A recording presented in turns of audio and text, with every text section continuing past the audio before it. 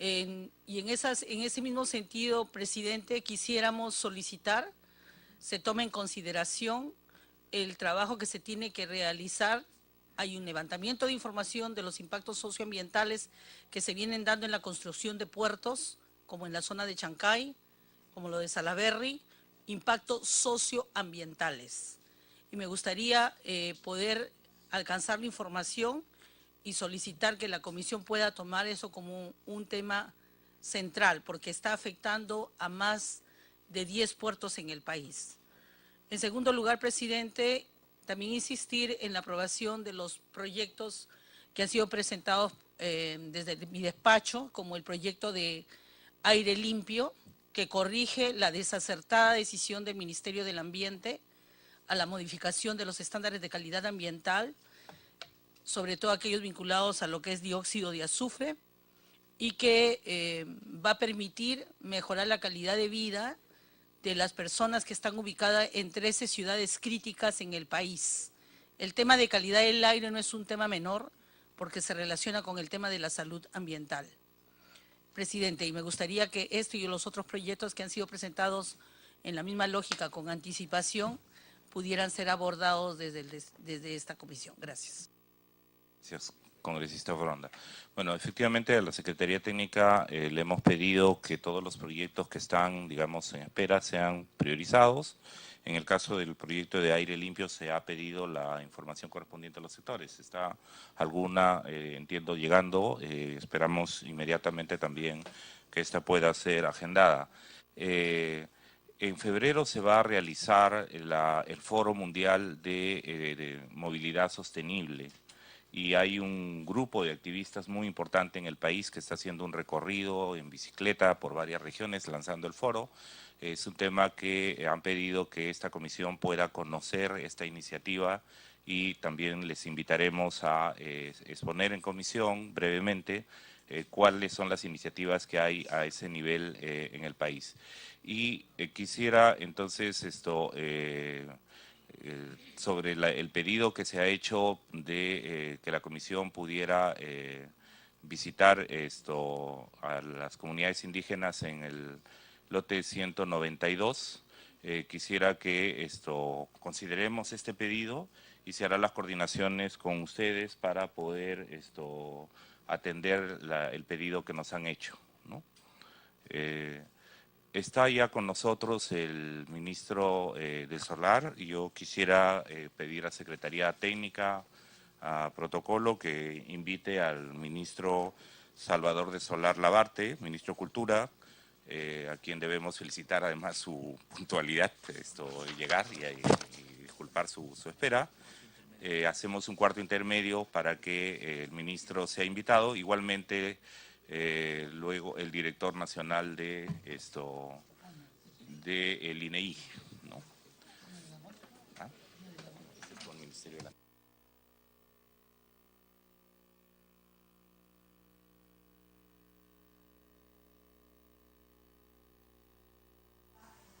Bueno, y en estos momentos se está haciendo un breve receso para hacer pasar al ministro de Cultura, Salvador del Solar, que ha sido citado hoy ante la Comisión de Pueblos Andinos, Amazónicos y Afroperuanos, quien justamente va a dar un balance de las medidas que adopta su sector en materia de interculturalidad. Primero, la Comisión de Pueblos Andinos ha estado abordando otros temas, pero el ministro debe dar un balance sobre las acciones emprendidas en materia de interculturalidad ante esta comisión. Asimismo va a responder otras consultas. En unos momentos debemos ver al ministro. Ahí les recordamos que otros ministros se van a presentar también en otras comisiones del Congreso. El ministro de Transportes, Bruno Yufra, se presenta ante la Comisión de Transportes y Comunicaciones en breve. También la ministra de la Mujer, Ana María Choquehuanca, estará a las 10 de la mañana en la Comisión de Inclusión Social. También a las 2:30 de la tarde, el ministro de Agricultura, José Manuel Hernández, se va a presentar ante la Comisión Agraria, ¿no?, para que dé unos avances de los resultados y presupuestos en materia de la reconstrucción, la deuda agraria, los bonos reestructuración agraria, entre otros. El ministro de la Producción, Pedro Olaechea, se va a presentar también a las 3 de la tarde ante la Comisión de Producción. En estos momentos vemos al ministro de Cultura, Salvador del Solar, que saluda a los integrantes de la Comisión de Pueblos Andinos, al congresista Juan Carlos del Águila, al parlamentario Bienvenido Ramírez, ¿no? Otros congresistas también de la Comisión de Pueblos Andinos, a su presidente, el congresista del Frente Amplio, Marco Arana, ¿no? Y además los demás integrantes de este grupo parlamentario. Saluda también a los asesores, a la congresista María Elena Foronda.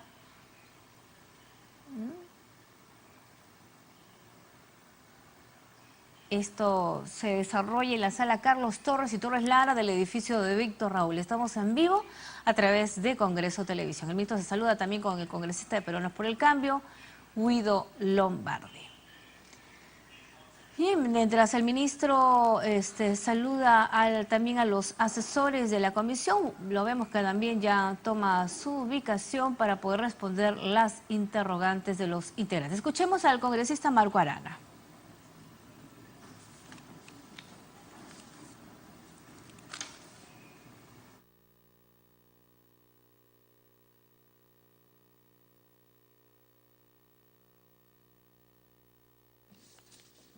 Señores congresistas, contamos ya con la presencia del ministro de Cultura. Vamos primero a escuchar a nuestro honorable invitado por 15 minutos, sin interrupciones. Luego pueden intervenir los señores congresistas por 2 o 3 minutos para formular sus preguntas y comentarios. Y finalmente, el señor ministro del Solar dispondrá de 15 minutos para responder las preguntas formuladas por los señores congresistas. Agradecemos la presencia del ministro Salvador Solar Labarte, ministro de Cultura, y puede hacer el uso de la palabra para exponer el tema materia de la invitación. Señor ministro, muy bienvenido y muchas gracias por su presencia. Muy buenos días, señor presidente de la comisión, congresista Marco Arana, señoras congresistas, señores congresistas. Es un placer estar aquí en representación del gobierno ante esta comisión, precisamente hoy, 5 de septiembre, Día Internacional de la Mujer Indígena.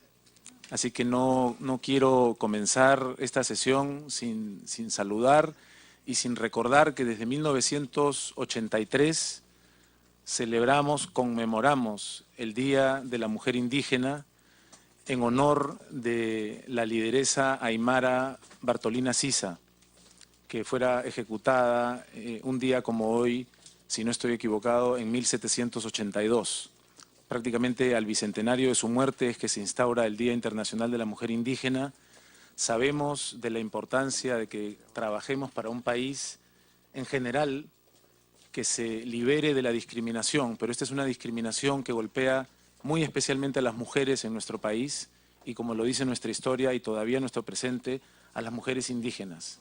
Comienzo entonces saludando a la mujer indígena de nuestro país y del mundo, remarcando el compromiso de nuestro Estado y de este gobierno en particular por tratar de ofrecerles una sociedad mejor sin discriminación. Dicho esto, tenemos, no se va a estar creo que en las pantallas, una muy breve presentación de un balance bastante resumido de lo que viene siendo la gestión del Ministerio de Cultura desde su Viceministerio de Interculturalidad. El viceministro Alfredo Luna me acompaña en el tema que nos atañe de las políticas para los derechos de los pueblos indígenas. Comienzo hablando entonces, gracias Mauricio, rápidamente de consulta previa. Como sabemos, congresistas, desde el año 2011 tenemos legislación en consulta previa que fue desarrollada vía reglamentaria en el año 2012 y se comenzaron a implementar procesos de consulta previa desde el año 2013.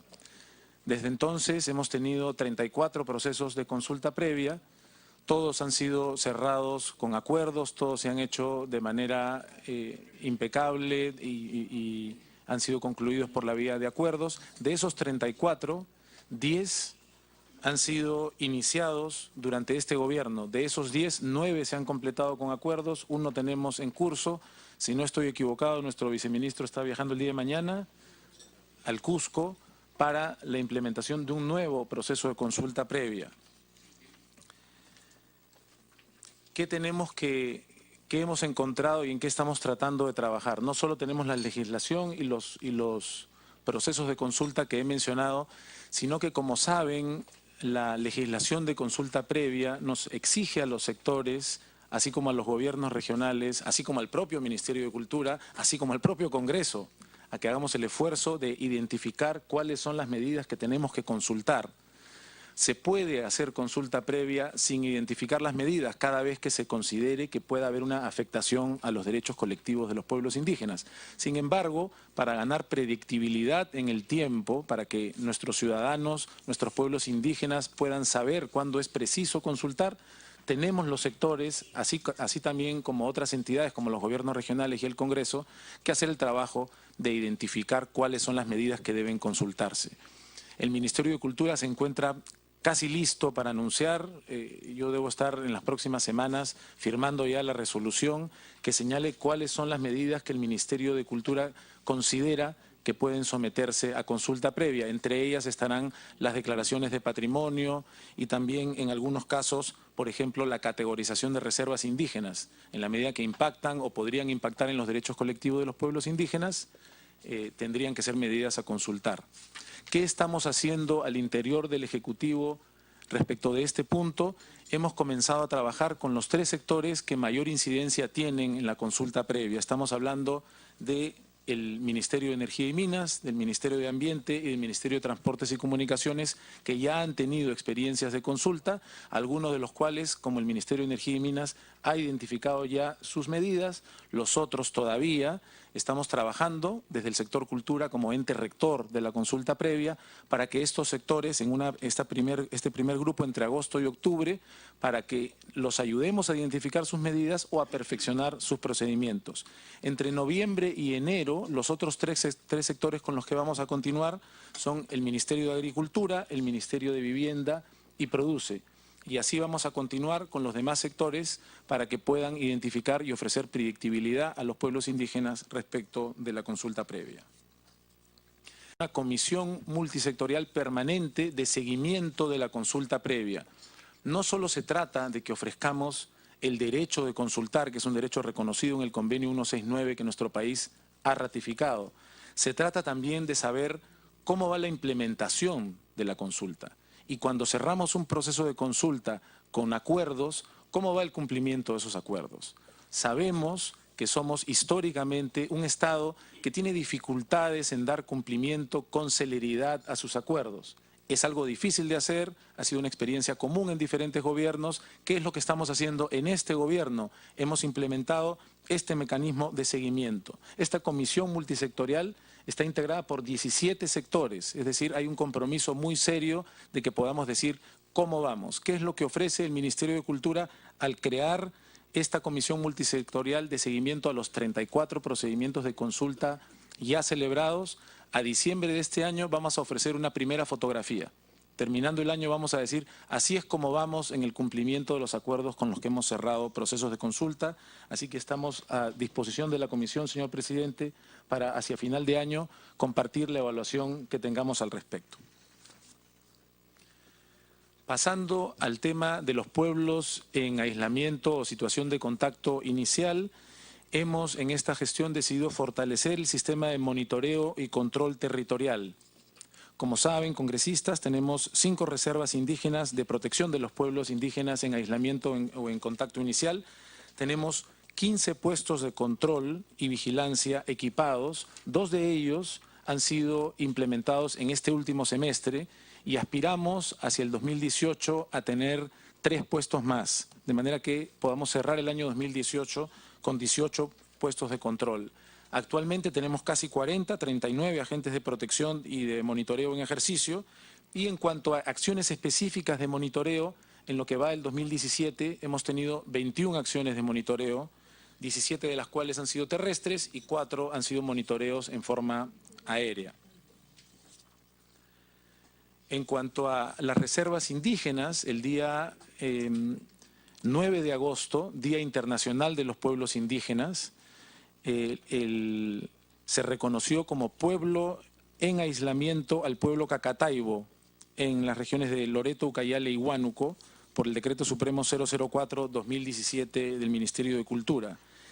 A partir de este reconocimiento se inician los trabajos para contemplar la creación de la Reserva Indígena Cacataibo, que es lo que correspondería una vez que se ha declarado que este pueblo está en situación de aislamiento. Es un procedimiento complejo, largo, pero que hemos comenzado ya. Pasamos ahora a otro tema fundamental de las preocupaciones del Viceministerio de Interculturalidad y del Ministerio de Cultura, que es el desarrollo el políticas de desarrollo para los pueblos afrodescendientes en nuestro país. El Plan DEPA, que como saben fue instaurado en los últimos días del gobierno anterior, ha sido desarrollado en esta gestión. Hace pocas semanas hemos conformado 2 mesas técnicas para la implementación de estas políticas con diferentes sectores. El día 6 de junio con el sector educación y el día 24 de julio con el sector salud, de forma que podamos realizar con estos sectores planes específicos para atender las necesidades de los afrodescendientes en nuestro país. Ya que es la primera vez que vengo a esta comisión, aunque haya pasado un tiempo, creo que igual es oportunidad, señor presidente, para mencionar que en el marco del fenómeno del niño costero, el Ministerio de Cultura se encargó de llevar 26 toneladas de ayuda humanitaria a 25 distritos con presencia afroperuana.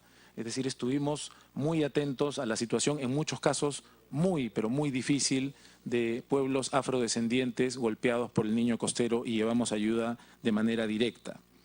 Este gobierno, señor presidente, además ha creado el registro de las organizaciones afroperuanas. A la fecha, ese registro cuenta con 56 organizaciones inscritas, lo cual ayuda no solamente a visibilizar su representatividad, sino también a ofrecer una manera de trabajar mucho más fácil y coordinada con el Ministerio de Cultura.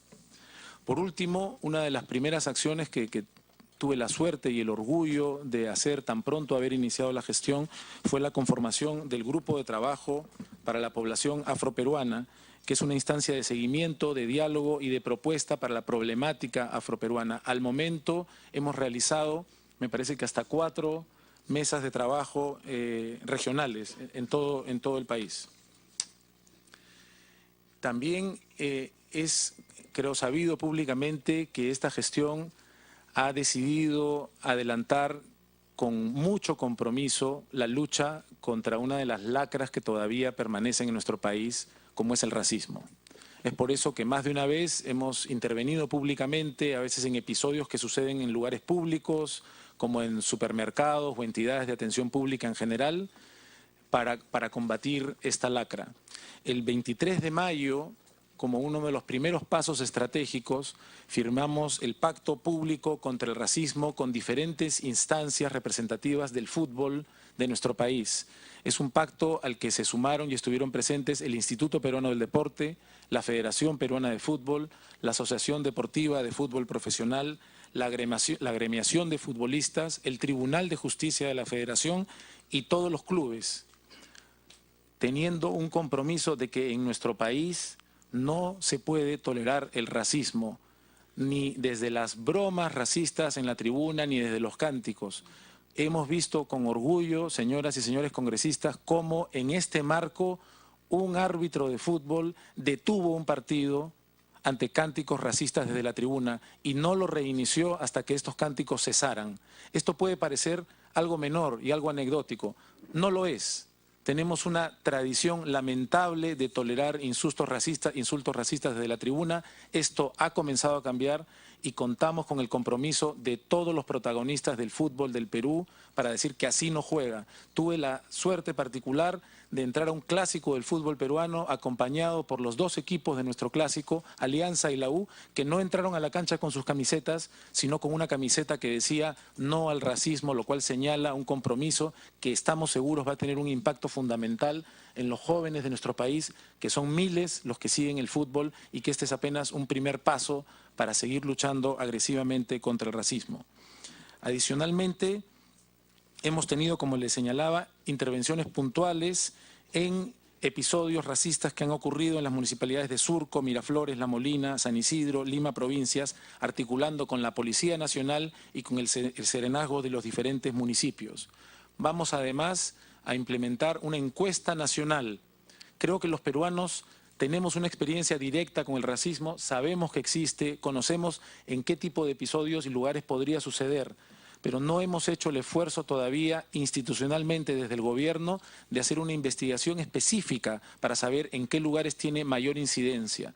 Para esto y para tener una base teórica suficiente para implementar un plan agresivo de aquí al 2021 es que vamos a encargar esta encuesta nacional sobre racismo, que va a ser una piedra angular del plan contra el racismo que pensamos adelantar.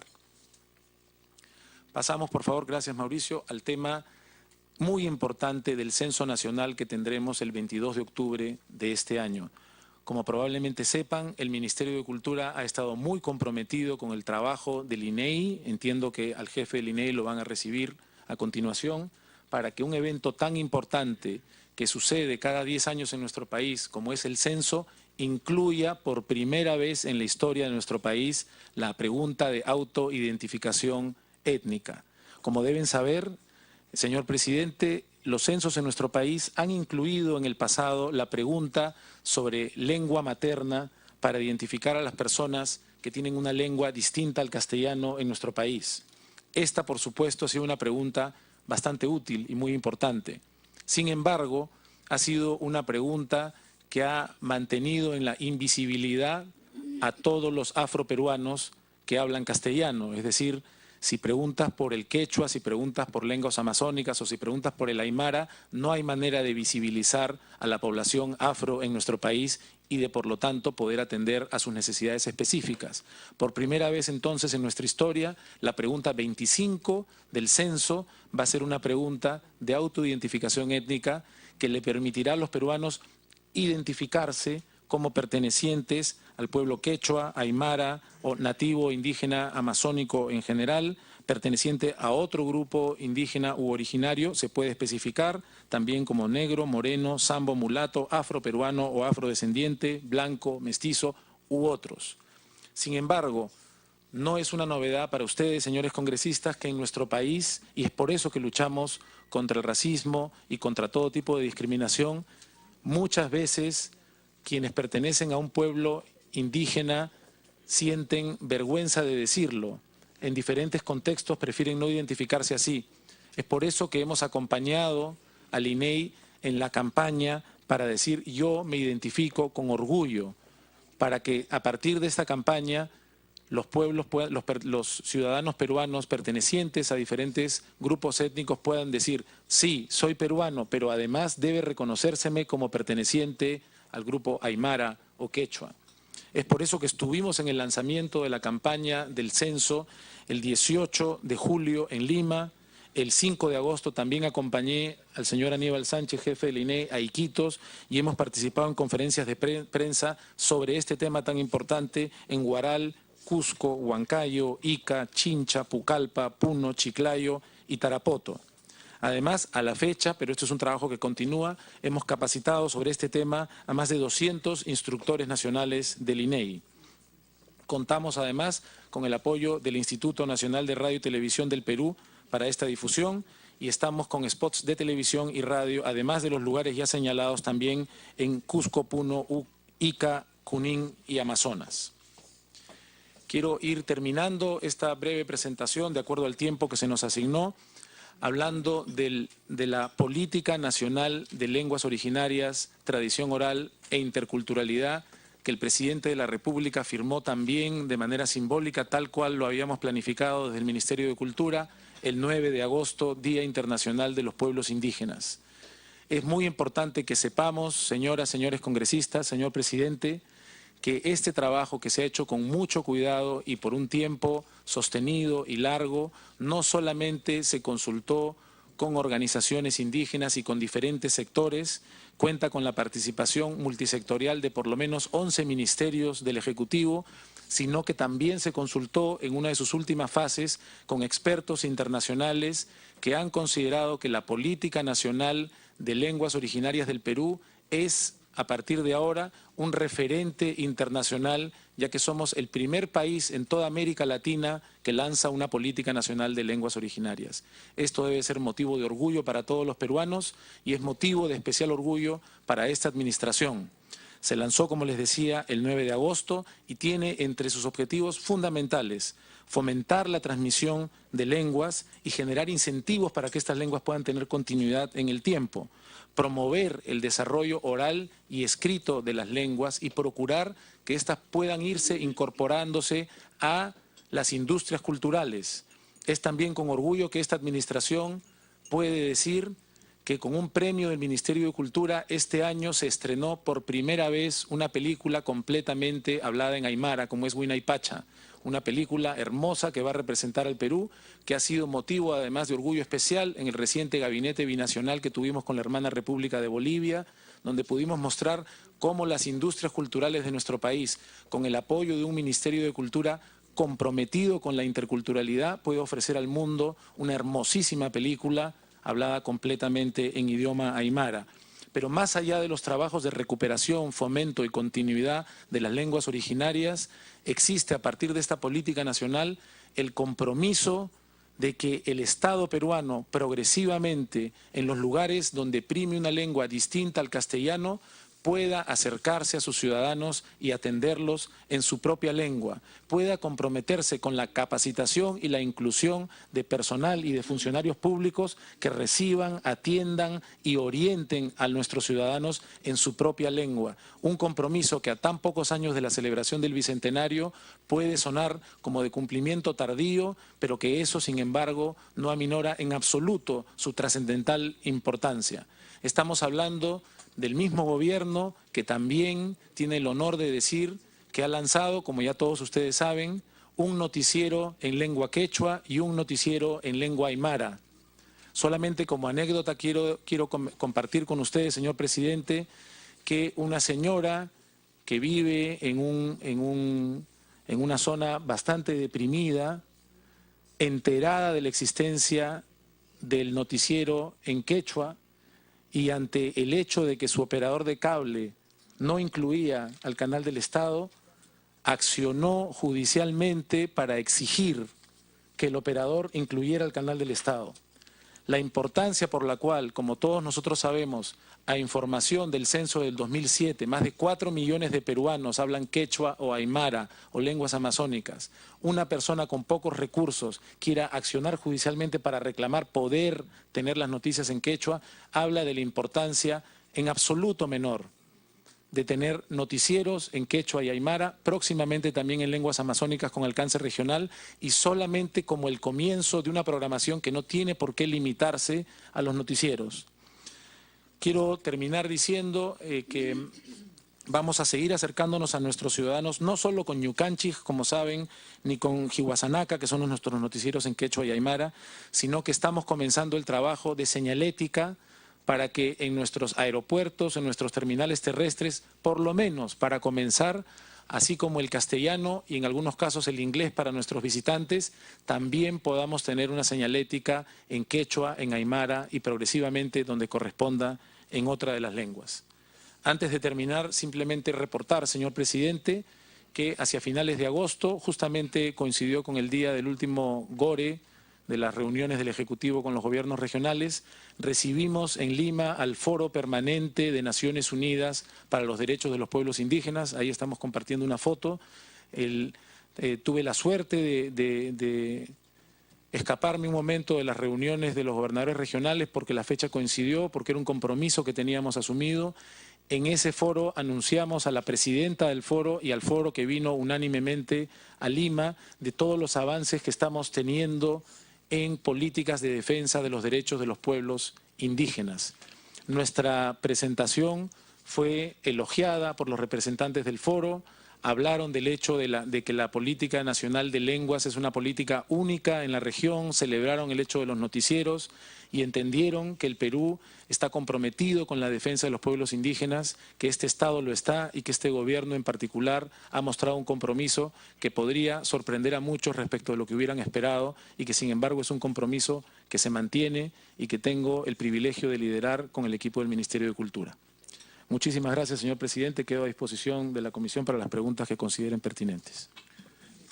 Agradecer al ministro del Solar por su presentación y dar la bienvenida al congresista Elías Ábalos, quien nos acompaña también en este momento en la comisión, así como dar la bienvenida y pedir la disculpa adecuada, porque estuvo desde el inicio, a la presencia del viceministro Alfredo Luna Briceño, que también acompaña al ministro del Solar. Vamos a abrir la rueda de preguntas.